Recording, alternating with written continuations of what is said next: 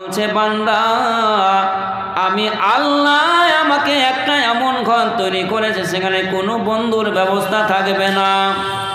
বাবা মারা গেছে, সন্তান বাবাকে এত ভালোবাসে, কোনদিন সন্তান বলবে না আমার বাবাকে ওই জঙ্গলে শুয়ে আছো। ওরে গ্রামবাসী, তোমরা জেনে নাও, আমার বাবার পাশে আমার বেডটা করে দাও। কেউ পৃথিবীতে এমন কেউ নাই যে স্ত্রীর জন্য পিতা মাতাকে ছেড়ে দিয়ে পিতা মাতার কে অমান্য করে স্ত্রীর কথা শুনে যেই লোকটা বাবা মাকে খেতে দেয়নি, ওই স্বামী যদি মারা যায়, কোনো পৃথিবীতে এমন স্ত্রী নাই যে বলবে ওরে আমার গ্রামবাসী বড় সর্দার, ওরে আমার ভাইরা, আমার স্বামী মারা গেছে, এত আমার স্বামী ভালোবাসতো, তোমরা গ্রামবাসী মিলে আমার স্বামীর পাশে একটা বিছানার ব্যবস্থা করে দাও, আমি সেই জায়গায় স্বামীর পাশে ঘুমিয়ে থাকবো। কোনো স্বামী বলবে না ওরে আমার গ্রামবাসীর লোকেরা, আমার বাড়ি জালালপুর ছিল, আমি একটা অপরিচিত মেয়েকে সুন্দর করে বিয়ে করে নিয়েছিলাম, আমি এক নয় দুই নয় তার কাছে 40 বছর 60 বছর জীবন যাপন করলাম, আমার স্ত্রী মারা গেছে, আমি ওকে ছাড়া থাকতে পারি না, তোমরা সকল মিলে আমার জন্য একটা বেডের ব্যবস্থা করে দাও, যেই কবরে আমার স্ত্রীর পাশে ঘুমাবো। পৃথিবীতে এমন কেউ নেই। ওই জন্য বলছে ওরে পৃথিবীর মানুষ, আমি এমন একটি ঘর যেই ঘরে কোনো বন্ধুর ব্যবস্থা থাকবে না। শুধু তাই নয়, ওরে গ্রামবাসী, জালালপুর শান্তিপুরবাসী, তোমরা জেনে নাও, আমি আল্লাহ রাব্বুল আলামিন আমাকে একাকী ঘর তৈরি করেছে আমার পাশে। শুধু তাই নয়, আল্লাহ রাব্বুল আলামিন আমার কাছে 1 নয় 2 নয় 70টা, কোন হাদিসে 99টি সাপের কথা বলা হয়েছে, যেই সাপ মানুষকে দংশন করবে, 1 নয় 2 নয় 99টি সাপ মানুষকে দংশন করবে। এই সাপের মতন সাপ নয়, আল্লাহ পাক নবী বললেন ওরে আমার উম্মতেরা, ওরে আমার সাথীরা, ওরে আমার সাহাবীরা, তোমরা জেনে রাখো আল্লাহ রাব্বুল আলামিন যেই সাপ মানুষের জন্য নিযুক্ত করে রেখেছে, সেই সাপ যদি একবার পৃথিবীতে শ্বাস ছেড়ে দেয়, আমার নবী মুহাম্মদ সাল্লাল্লাহু আলাইহি ওয়াসাল্লাম বললেন ওই সাপ যেখানে একবার শ্বাস ছেড়ে দেবে আর ওই শ্বাস যেখানে রেখে যাবে, কিয়ামত পর্যন্ত কোনো সবুজ ঘাস সেখানে হবে না, সেই সাপ মানুষকে দংশন করবে। ওই জন্য কবর বারবার ইঙ্গিত দিচ্ছে, আমি এমন একটি কিড়ামাকড়ের ঘর, সেই ঘর থেকে তুমি সাবধান হয়ে যাও, যেই ঘরে তোমাকে শোয়াইতে হবে, যেখানে থাকবে না কোনো এসির ব্যবস্থা, যেখানে থাকবে না কোনো কুলারের ব্যবস্থা, যেখানে থাকবে না কোনো লাইটের ব্যবস্থা, যেখানে থাকবে না কোনো পলঙ্কের ব্যবস্থা, সেখানে আপনার শোকেসের ব্যবস্থা থাকবে না, সেখানে কোনো সোফার ব্যবস্থা থাকবে না, যেখানে কোনো বালিশের ব্যবস্থা থাকবে না। এত কোটি কোটি টাকা খরচ করে, লাখ লাখ টাকা খরচ করে সুন্দর করে একটি বেড তৈরি করলেন, ঘুমানোর জন্য একটা সোফা তৈরি করলেন, আপনি বেড তৈরি করলেন। আল্লাহ বলছেন বান্দারে, ওই ঘরটা তোমার এমন ঘর, সাদা কাপড়ে মুড়িয়ে দিয়ে তোমার সন্তানরা তোমাকে রেখে চলে আসবে, সেখানে বাপের মাথায় একটা বালিশ দিতে হবে, এরকম মন্তব্য কেউ করেনি। আমার ভাইরে, আমার বন্ধুরে, আমার কোন সন্তান বাবার মাথার উপরে বা তলে বালিশ দিতে হবে এরকম ব্যবস্থা কোনোদিন করে দেয়নি। ওরে আমার বান্দারা, যখন তুমি ঠান্ডার সময়, যখন তুমি বৃষ্টির সময় মারা গেলে, তোমার জন্য একটা কবর তৈরি করা হলো, আর কবরের মধ্যে পানি ঢুকতে আরম্ভ করলো, কেউ পৃথিবীতে এমন হলো না তোমার জন্য একটা সুন্দর করে পালং বিছিয়ে দিয়ে, একটা খাট তৈরি করে দিয়ে, লাখ টাকা খরচ করে, 50,000 টাকা খরচ করে তোমার জন্য একটা সুন্দর করে খাট বানিয়ে দেওয়া হলো না। তোমার বাড়ির পাশে একটা কলা গাছ ছিল, যার কোনো মূল্য ছিল না, যার কোনো দাম ছিল না, হঠাৎ করে ঝড়ের গতিতে পড়ে গেছে, ওই কলার গাছটা কুটি কোটে করে টুকরো করে দে তোমার কবরের উপরে বিছিয়ে দিয়েছে, তথাপি তোমার জন্য একটা বেড বিছানো হয়নি। অতএব সেই কবরে আসার আগে আগে তুমি সাবধান হয়ে যাও, আমল তৈরি করে নাও, নচেত তুমি কবর থেকে বাঁচতে পারবে না। জি, কবর এমন একটি জায়গা যেখানে লাইটের ব্যবস্থা থাকবে না, সেদিন অন্ধকারে আপনাকে আমাকে চলে যেতে হবে। যেই কবরস্থানের জন্য আপনি জায়গা কিনছেন, তৈরি করছেন, এটা বড় নিয়ামত আল্লাহ তাআলার পক্ষ থেকে, যে একটা জায়গায় কবরস্থান তৈরি করলেন। আমরা যেখানে সেখানে কবর তৈরি করে দিয়েছি। নবী মুহাম্মদ সাল্লাল্লাহু আলাইহি ওয়াসাল্লাম বলেছেন, কবরের ওপরে বসে থাকা কত বড় পাপ, কত বড় পাপ। আগের মানুষের আমরা এত ভুল কাজ করতাম যে বাড়ি পুস্তায় কবর, গলিতে কবর, কবরকে ঘিরে দিয়ে যতগুলো কাঁচ হতো সমস্ত জিনিসগুলোকে আমরা কবরের উপরে ফেলে দিতাম। যতগুলো ঝাড় দিয়ে আপনার ধুলা বালি সমস্ত কিছু হতো আমরা কবরের উপরে ফেলে দিতাম। নবী মুহাম্মদ সাল্লাল্লাহু আলাইহি ওয়াসাল্লাম বলেছেন, হে আমার উম্মতেরা, হে আমার সাহাবীরা, জেনে নাও কবরের উপরে বসে থাকা কত বড় পাপ, কত বড় গুনাহ। মানুষ যদি জানতো তাহলে মানুষেরা আগুনের ওপরে বসে থাকা সহজ মনে করত কবর ওপরে থেকে। মানুষ মনে করত যে আমি আগুনের উপরে বসে থাকবো, তথাপি কবরের উপরে বসতে যেত না। তাই আমরা সকলে মিলে এমন একটা জায়গা কিনছি যেখানে আমাদের কবরগুলোকে সুরক্ষিত থাকবে সে ব্যবস্থা করছি। আলহামদুলিল্লাহ, এটা মুসলমানের জন্য একটা বড় আপনার বড় ত্যাগের কথা, যে আমরা সব কিছু ধন দৌলত টাকা পয়সা সোনা চাঁদি আপনার সব কিছু থেকে যাবে, যেইটুকু আমল করবেন সেটুকু আপনার সাথে যাবে। আপনি মরে গেছেন, আপনার অ্যাকাউন্ট ক্লোজ হয়ে গেছে, বন্ধ হয়ে গেছে, আপনি মরে যাওয়ার সাথে সাথে আপনার আমল দুনিয়ার সব বন্ধ হয়ে যাবে। কিন্তু 3টি আমল পৃথিবীতে যদি করে যান, সেই 3টি আমল যদি পৃথিবীতে রেখে যেতে পারেন, 3টি কাজ যদি পৃথিবীতে করে যেতে পারেন, তাহলে আপনার কবরে সেই আমল কিয়ামত পর্যন্ত পৌঁছে থাকতে পারবে। আপনি যদি পৃথিবীতে কোনো সাদকায়ে জারিয়া হিসাবে কোনো কাজ করে যেতে পারেন, যে আমি একটা মসজিদ নির্মাণ করে দিলাম, একটা বৃদ্ধাশ্রম তৈরি করে দিলাম, একটা আমি অতিসার তৈরি করে দিলাম, আমি আমার গ্রামের মানুষেরা পানি খেতে পারে না, চৈত মাস বৈশাখ মাস আসলে জলে কল থেকে জল উঠতে পারে না, নলকূপ থেকে জল উঠতে পারে না, তার জন্য একটা মার্শালের ব্যবস্থা করে দিলেন। যেটা আপনি সাদকায়ে জারিয়া হিসেবে মানুষের কল্যাণের জন্য কিছু করলেন। আপনি মরে গেছেন, আপনি মরে গেছেন, আপনি কবরে চলে গেছেন, আপনার আমল কবরে পৌঁছতে থাকবে। আপনি এমন একটি কাজ করে গেলেন পৃথিবীতে, ওয়ালাদুন সালিহুন ইয়াদউ লাহু, দুনিয়ায় এমন একটি সন্তানকে রেখে গেলেন, যেই সন্তানটা আপনার জন্য দোয়া করবেন, আপনার জন্য ভালো কামনা করবেন, দুনিয়াতে নেক ভালো কাজ করবে। দুঃখের বিষয়, আপনার ছেলেকে আপনি ইঞ্জিনিয়ার বানালেন, ডাক্তার বানালেন, আপনি আপনার ছেলেকে বড় প্রফেসর বানালেন, কলেজের আপনি লেকচারার বানালেন, গর্বের সাথে বলছেন যে আমার ছেলে ভাগ্য পরিবর্তন হয়ে গেছে, আমার ছেলে সব থেকে জালালপুরের মধ্যে মডার্ন ছেলে, আমার ছেলে অনেক রোজগার করছে। যখন আপনি মরে গেলেন, যেই ছেলেটাকে আপনি তুচ্ছ মনে করেছিলেন, সমাজ আরবি পড়াটাকে অনেক তুচ্ছ মনে করছে। আরবি পড়ে কি হবে? পেট পোষা যাবে না জি।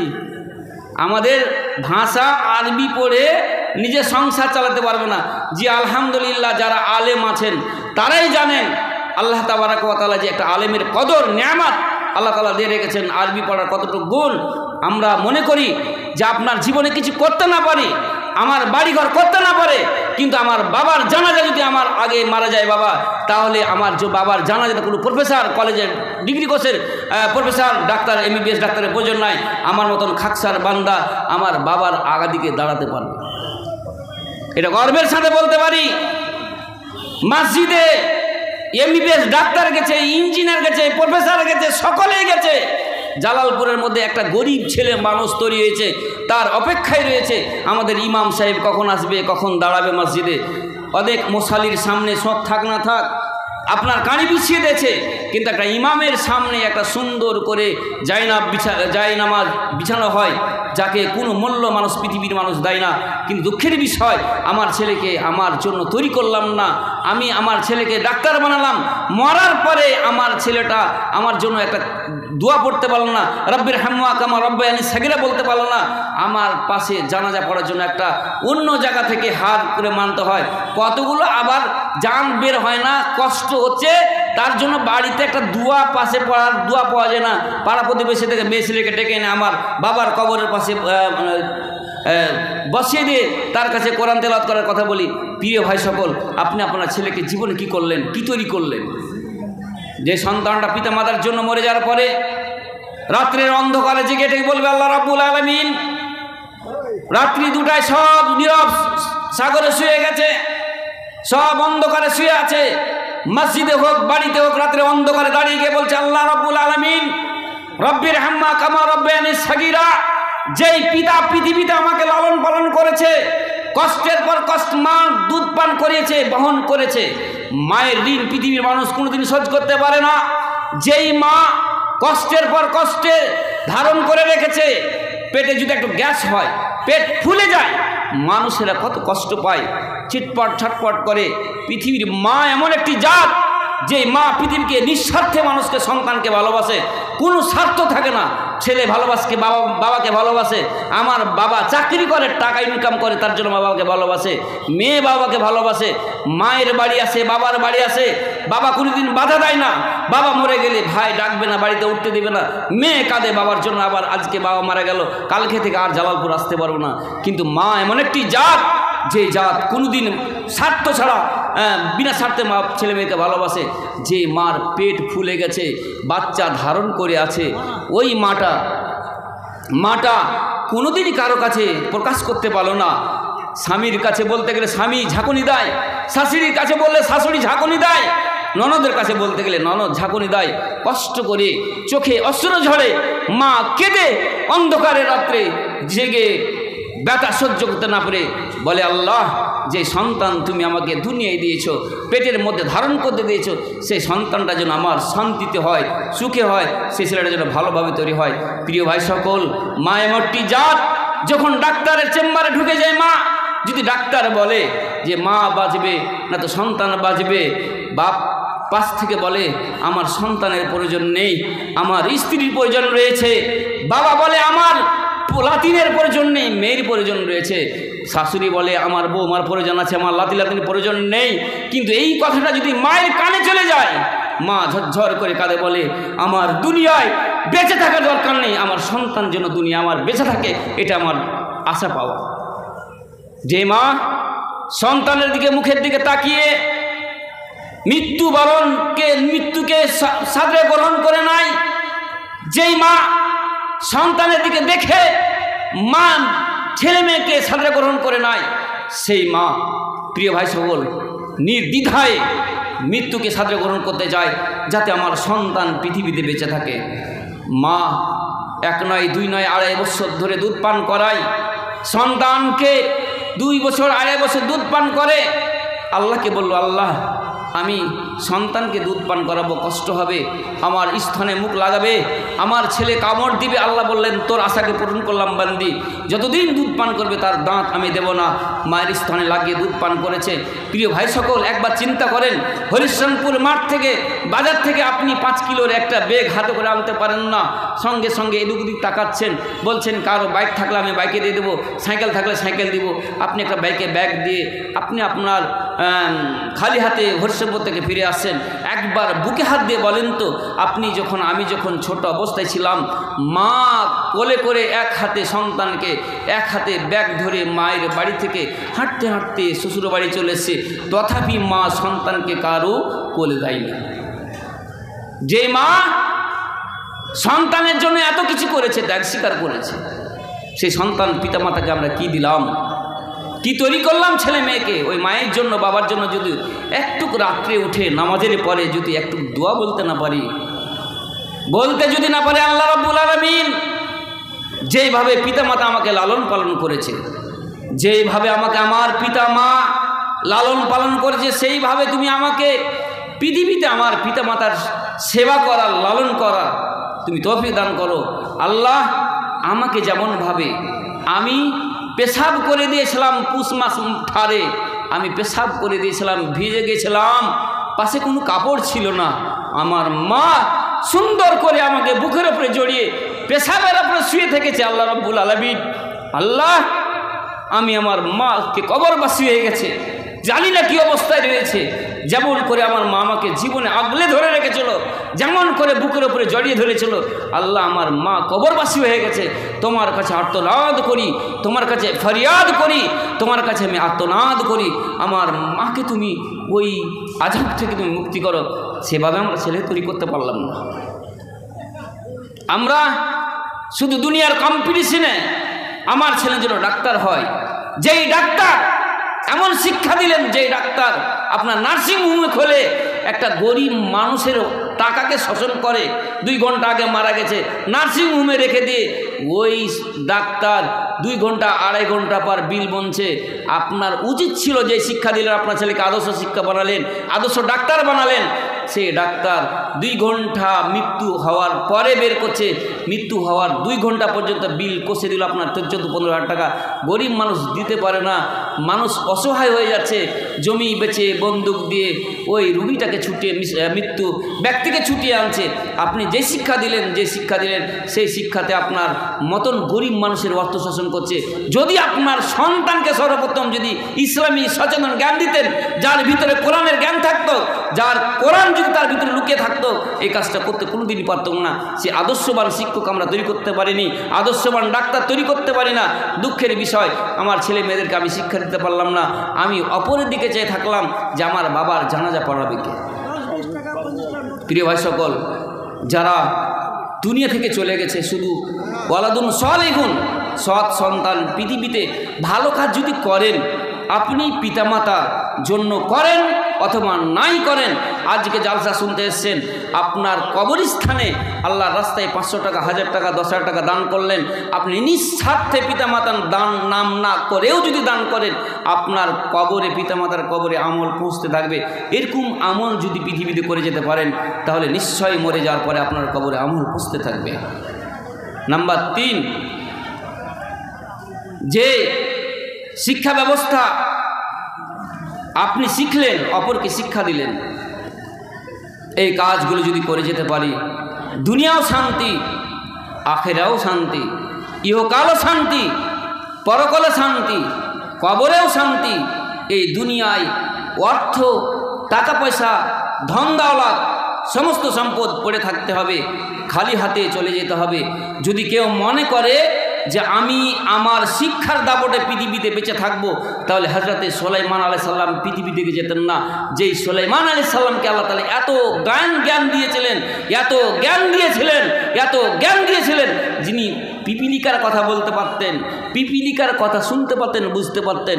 হযরতে সুলাইমান আলাইহিস সালাম একদিন চলে যাচ্ছেন রাস্তা দিয়ে, যেতে যেতে ইয়া আইয়ুহান নামল উদখুলু ফি মাসাকিনাকুম, পিপিলিকার দল একটা পিপিলিকা দেখে বলছে, হে পিপিলিকার দল, তোমরা নিজ নিজ গৃহে প্রবেশ করো। ফাতাবাসসামা দাহিকাম মিন কাউলিহা, হযরত সুলাইমান আলাইহিস সালাম দেখে আওয়াজ শুনে হেসে বললেন, আরে পিপিলিকা কথার আওয়াজ শুনে হাসলেন, মুচকি হাসলেন, হেসে বললেন, আল্লাহ তুমি আমাকে এত শক্তি দান করেছো যে আমি পিপিলিকার কথা বলতে পারি, বুঝতে পারি, যে হুদহুদ পাখির কথা বলতে পারেন, বুঝতে পারেন, যে জিনের কথা বলতে পারেন, বুঝতে পারেন। সেই লোকটাকে ললঠেন জেলে খুঁজেন, পৃথিবীতে আজ কেউ নেই। যদি কেউ মালের দপটে বেঁচে থাকতো, তাহলে কারুন জীবনে মরে যেত না। কারুনের মাল কত ছিল, তার ধন দাওলাত কত ছিল। আল্লাহ তাবারক ওয়া তাআলা কোরআনে স্পষ্ট করে বলছে যে কারুনের গুদামের ঘরের চাবি বহন করতে একটা শক্তিশালী গোষ্ঠী, 10 থেকে 12 জন লোক কারুনের চাবি বহন করত গুদামের। এত গুদাম ছিল, এত তালা ছিল, এত চাবি ছিল। সেই লোকটাকে লালটেন জেলে খুঁজে পাবেন না। যদি কেউ ক্ষমতার বলে পৃথিবীতে বেঁচে থাকতো, তাহলে ফেরাউনের দিকে আমরা তাকিয়ে দেখি, যেই ফেরাউনকে আল্লাহ তাআলা 400 বছর পৃথিবীতে বাঁচিয়ে রেখেছিলেন। আল্লাহ তাবারক ওয়া তাআলা ফেরাউনকে 400 বছর বাঁচিয়ে রেখেছিলেন। সেই ফেরাউন ক্ষমতার বলে পৃথিবীতে বলতে বাধ্য হয়েছিল, বলে দিয়েছিল, আনা রাব্বুকুমুল আলা, আমি সব থেকে বড় রব, আমি তোমাদের কাছে একজন রব, অতএব রব মেনে নাও। সারা পৃথিবীর মানুষ রব মেনেছিল, কিন্তু তার স্ত্রী, অর্ধাঙ্গিনী স্ত্রী আসিয়া রব তাকে মানেনি, তাকে স্বামী হিসাবে নির্বাচিত করেছিল, কিন্তু রব হিসাবে নয়। আজকে যদি আমরা দেখি খুঁজে, তাহলে তাকে খুঁজে আমরা পৃথিবীতে পাবো না।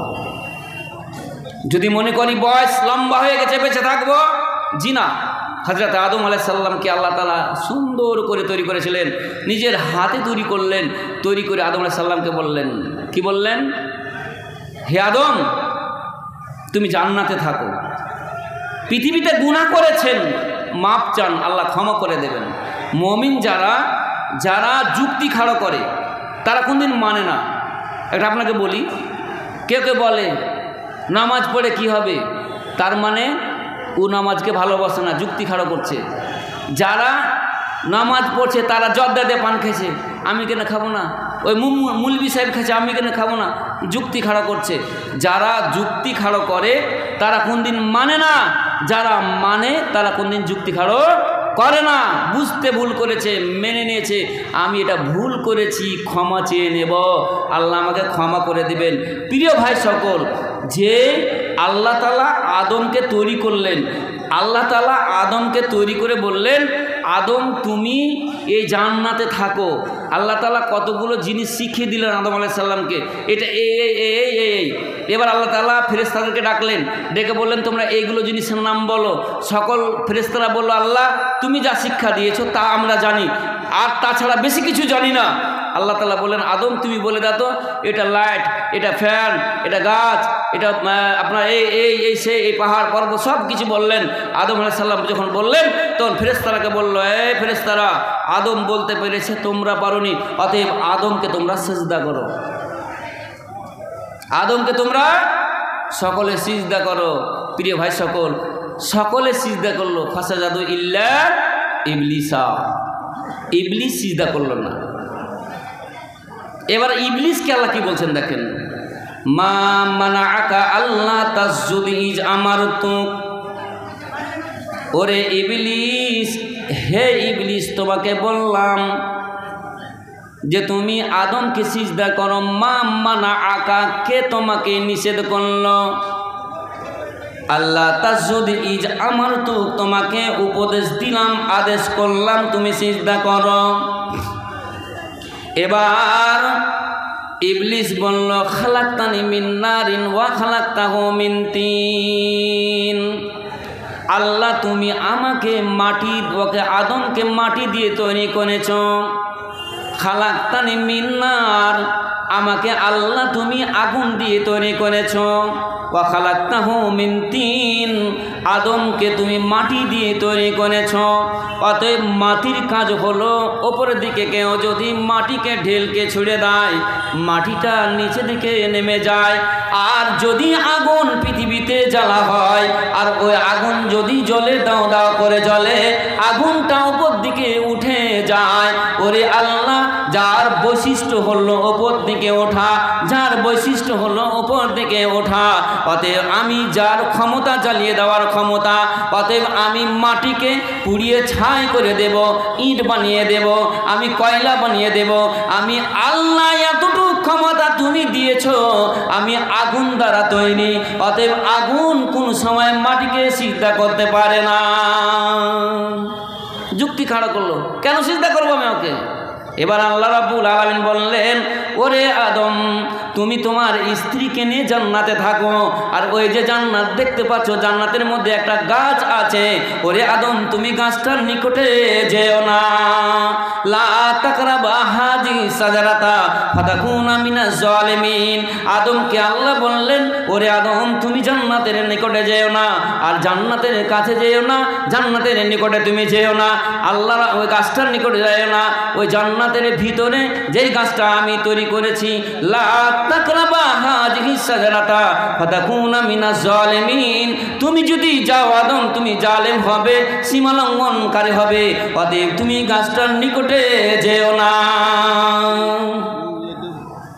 আদমকে নিষেধ করলেন আল্লাহ, গাছটার কাছে যেও না। এবার যা হোক, আদম হাওয়া, লম্বা ঘটনা আছে। আদম হাওয়া গাছটার নিকটে চলে গেলেন, গিয়ে ফল খেলেন। যেমনই ফল খাওয়া সঙ্গে সঙ্গে জান্নাতের পোশাক খুলে গেল। আদম হাওয়া হাত দিয়ে নিজের লজ্জাস্থানকে ঢেকে নিলেন, গাছের পাতাগুলোকে সেলাই করে জান্নাতের গাছের পাতাগুলো দিয়ে ঢাকছেন নিজের লজ্জাস্থানকে। এবার আল্লাহ বললেন, আদম তোমাকে বললাম তুমি গাছটার নিকটে যেও না। ওরে আদম তুমি কেন গাছটার নিকটে চলে গেলে? আদম আলাইহিস সালাম কোন যুক্তি খাড়া করলেন না, বললেন না আল্লাহ তুমি এত সুন্দর করে জান্নাত তৈরি করে রেখেছ, আর ওই জান্নাতের মধ্যে একটা গাছ তৈরি করে রেখেছ, কেন তুমি তৈরি করলে? কোনো যুক্তি খাড়া করলেন না। আল্লাহ একবার গেছি আর জীবনে যাব না, এই কথাও বললেন না। সঙ্গে সঙ্গে আদমকে যখন আল্লাহ বললেন, ওরে আদম তোমাকে যে আমি নিষেধ করেছিলাম, বারবার বলেছিলাম তুমি গাছটার নিকটে যেও না, তুমি কেন গাছটার নিকটে চলে গেছো একবার বলো। আদম আলাইহিস সালাম সঙ্গে সঙ্গে সারেন্ডার হয়ে বললেন, রব্বানা জালামনা আনফুসনা ওয়া ইল্লাম তাগফির লানা ওয়া তারহামনা লানাকুনান্না মিনাল খাসিরিন। ওগো আল্লাহ, আমরা আমাদের তার প্রতি জুলুম করেছি, আমরা আমাদের নিজের প্রতি জুলুম করেছি, আমরা গুনাহগার, তোমার কথাকে অমান্য করেছি। আল্লাহ রাব্বুল আলামিন আর জীবনে কাজ করব না। রব্বানা জালামনা আনফুসনা ওয়া ইল্লাম তাগফির লানা। আল্লাহ, তুমি যদি আমাদের ক্ষমা না করো, তুমি যদি আমাদের মাফ না করো, তুমি যদি আমাদেরকে ক্ষমা দৃষ্টিতে না রাখো, আল্লাহ রাব্বুল আলামিন আমরা আমাদের প্রতি জুলুম করেছি, ক্ষমা চেয়ে এনেছি, লানাকুনান্না মিনাল খাসিরিন। তুমি যদি আমাদেরকে ক্ষমা না করো, তাহলে আমরা সকলেই ক্ষতিগ্রস্তের মধ্যে পড়ে যাব। আমার স্ত্রী ক্ষতির মধ্যে পড়ে যাবে, আমিও নিজেই পড়ে যাব। আল্লাহ, আমি তোমার কাছে ক্ষমা চেয়ে এনেছি, তুমি আমাদের ক্ষমা করে দাও। আল্লাহ ক্ষমা করে দিলেন। আদমকে ক্ষমা করলেন, ভুল করেছেন, ক্ষমা চাইলেন। আর ইবলিসও ভুল করেছে। আল্লাহ বলছেন, তোমাকে কেন সিজদা করলে না? সে যুক্তি খাড়ো করে দিল, সিজদা করে কি হবে? আমি হলাম মাটি, আগুনের তৈরি, ও হলো মাটির তৈরি, অতএব মাটির সামনে কোনোদিন আগুন সিজদা করতে পারে না। যুক্তি খাড়ো করে সে ইবলিস হয়ে গেল। আর ক্ষমা চেয়ে আদম আলাইহিস সালামকে আল্লাহ বললেন, বানি আদম যদি ভুল করে, মানুষ যদি ভুল করে, তাহলে তার ক্ষমা আছে, ক্ষমা আছে, ক্ষমা আছে। সাহাবীরা যখন বলতেন, আল্লাহ রসুল, আপনার কাছে যখন আমরা থাকি, এখন জালসায় বসে আছেন, জালসার আলোচনা শুনছেন, মনটা হচ্ছে দুনিয়ার খারাপ কাজ করব না, যা জীবনে করেছি আর জীবনে করব না। জালসা থেকে উঠে চলে গেল, তখন সব কিছু ভুলে গেল।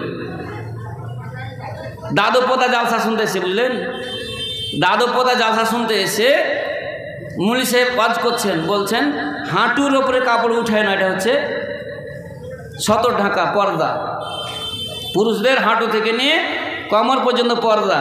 তো দুই নানালাতি দাদু পোতা জালসা শুনতে এসে নদী পার হয়ে এসে জালসা শুনতে, জালসাটা শুনে বলছে যখন যাচ্ছে তখন নদী পার হতে হবে, তো দাদু আগে নেমে গেছে, কাপড় ছাঁটতে ছাঁটতে মানে আপনার হাঁটু থেকে কাপড়ের উপরে উঠছে।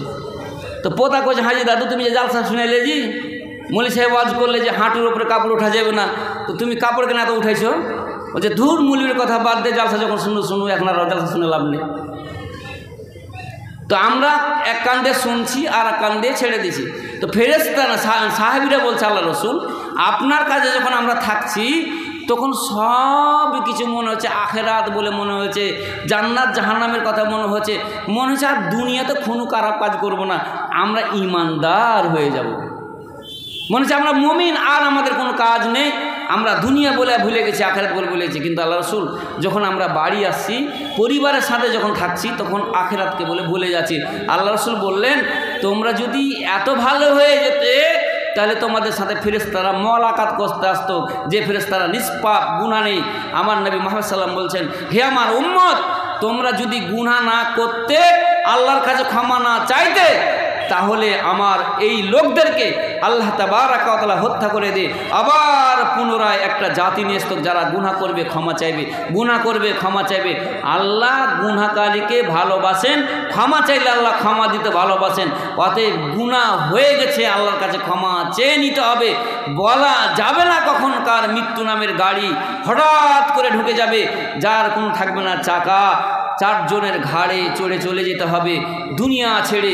লোভ, লাহ, মালবা সব কিছু, সব সমস্যাকে মিটিয়ে দেয়, সমস্ত স্বপ্নকে চুরমার করে দেয়। যে জিনিসটা তার নাম হচ্ছে মৃত্যু। আপনার বড় স্বপ্ন, আপনার ছেলেকে ইঞ্জিনিয়ার, ডাক্তার, প্রফেসর বানাচ্ছেন, ডাক্তার MBBS ভর্তি করলেন, 3 বছর পরে সন্তান বাড়ি আসবে, এমন সুসংবাদ পেয়ে পিতা সমস্ত গ্রামবাসীকে দাওয়াত দিয়েছে যে আমার ছেলে আজকে ডাক্তার, ইঞ্জিনিয়ার হয়ে আসছে, আমার ছেলের জন্য আমি গ্রামবাসীকে একটা আপনার গরু কেটে, ছাগল কেটে ভালো ভালো খাবার দিব, পরিবেশন করব, গ্রামবাসীকে জাফত দিয়েছেন। সব মানুষ এক জায়গায় জমা হয়ে আছে। দুঃখের বিষয়, আপনার ছেলে যখন হরিশ্চন্দ্রপুর নামছে, হরিশ্চন্দ্রপুর থেকে নেমে আপনার ছেলে আরেকটা ছেলে রিসিভ করতে গেছে, বাড়ির পিছন দিকে বাইকে আপনার ছেলেকে নিয়ে আসতে করে হঠাৎ করে আপনার যে সাপ পেরিয়ে গিয়ে সাঁতালপাড়া ঢুকেছে, ওই সময় গাড়ির সামনে হঠাৎ করে 4 সামনে পড়ে গিয়ে আপনার ছেলের মৃত্যুর সংবাদ আপনার কানে আসলো। সমস্ত স্বপ্নকে ভেঙে দিল একটা, যার নাম হচ্ছে মৃত্যু, সমস্ত স্বপ্নকে চুরমার করে দেয়, যার নাম মৃত্যু। আপনি আপনার ছেলেকে একটাই আল্লাহর কাছে চেয়ে কেঁদে কেঁদে দোয়া করলেন, আল্লাহ আমার সন্তান দাও, সন্তান দাও, সন্তান দাও।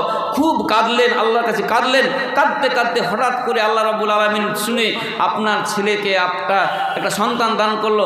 সন্তানটা হঠাৎ করে পড়তে পড়তে আপনি ভালো করে লালন পালন করতে করতে হঠাৎ ক্লাস 10-এ ভর্তি করলেন। মনে আনন্দ হলো, আপনার মনে খুব বড় আশা হলো আমার ছেলেটা সামনে 2025-এ মাধ্যমিক পরীক্ষা দেবে, 2024-এ মাধ্যমিক পরীক্ষা দেবে। অনেক স্বপ্ন দেখে আপনি আপনার ছেলেকে রাত্রে শুয়ে দিলেন, আর সকালবেলায় যখন ডাকছেন আপনার ছেলেকে আব্দুল্লাহ বলে ডাকছেন, আর আপনার সন্তান বেড থেকে উঠে না। এটা হচ্ছে দুনিয়ার স্বপ্ন ভেঙে দেয়, মানুষের সমস্ত স্বপ্নকে চুরমার করে দেয় একটা জিনিস, যার নাম হচ্ছে মৃত্যু। অনেক আশা, অনেক প্রত্যাশা মানুষের মিটিয়ে দেয়, সেটা হচ্ছে মৃত্যু। আল্লাহ তাবারক ওয়া তাআলা বলছেন, পৃথিবীর মানুষ তুমি সাবধান হও, যে মৃত্যু তোমাকে গ্রাস করবেই করবে, যার হাত থেকে বাঁচতে পারবে না। থাকো তুমি পাহাড়ের উপরে,